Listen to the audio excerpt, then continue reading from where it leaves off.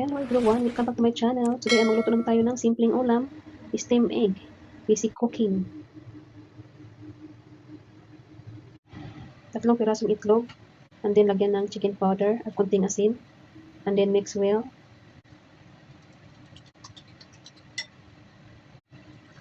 Then lagyan ng warm water.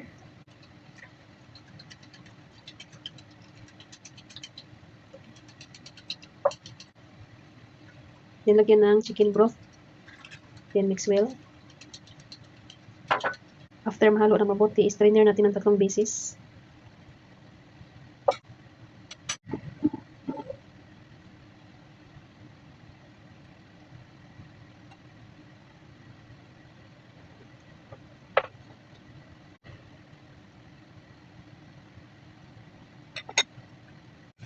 Then kabiran ko siya ng cling wrap para hindi malagyan ng tubig kapag i-steam natin.